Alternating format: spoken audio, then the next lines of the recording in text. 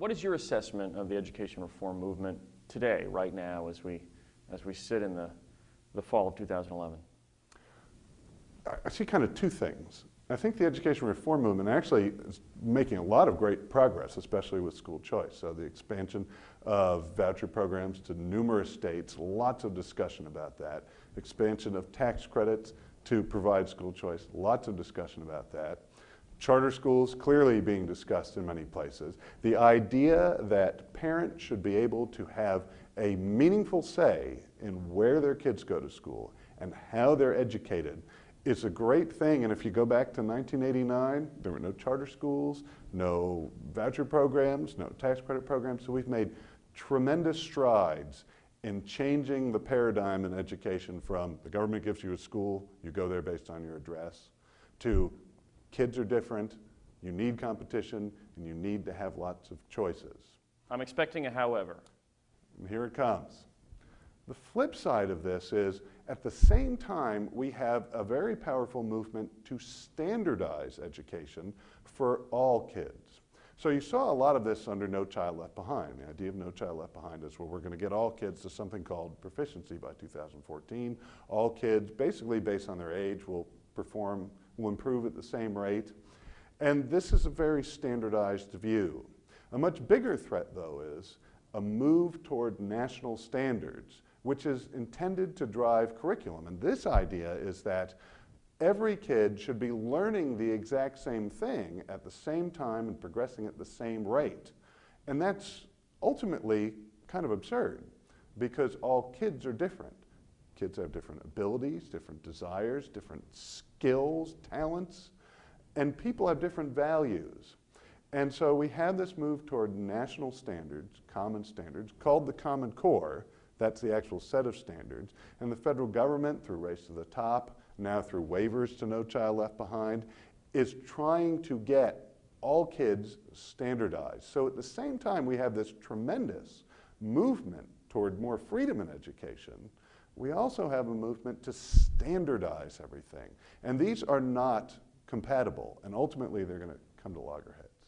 Common Core advocates will tell you that people move in America. It's one of the great things about the American economy, because where there's more demand for employment, people can move and go take those jobs. The kid is in third grade in one state and fourth grade in the next. And with states at completely different places in their curricula, it creates problems. Right, well, the first thing you have to know is that it's actually a very small percentage of students that ever move between states. So most of the movement is within a state. So if you have state level curricula, most kids aren't affected by that not being the same in New York as it is in California, because most kids aren't leaving their states.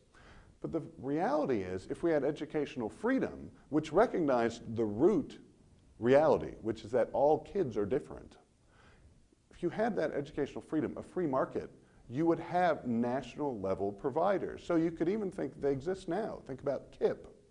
If you have KIPP schools and they're all following the same curriculum, somebody could go to a KIPP school in Florida, move to Missouri, go to a KIPP school and pick right up where they were. I mean, this is what franchising is. We all take it for granted that you can go to a McDonald's on one side of the country and get the same thing on another side of the country. So we get tremendous standardization through a free market. A critic might say that KIPP is a minuscule percentage of the children in America that go to school, and the Common Core is addressing the big picture, and the big picture needs changing if we have certain states that lag far behind. Mississippi often cited. Yeah, but think about why Mississippi is lagging behind. It's because of the reality in Mississippi. The socioeconomic status of people on average in Mississippi simply isn't the same as in Massachusetts. So in part, this reflects reality of where the people are there. But what you'd want is, within Mississippi, kids who have tremendous aptitude for science and would be far ahead of everyone else to be able to just go to a school that focuses on science. Instead of saying, well, we'll just set an unrealistic standard for everyone that we expect they won't meet and assume that all kids are exactly the same. So as much as we want to say that, well, is it right that one state has lower standards than the others, we're still ignoring the reality. All kids are different.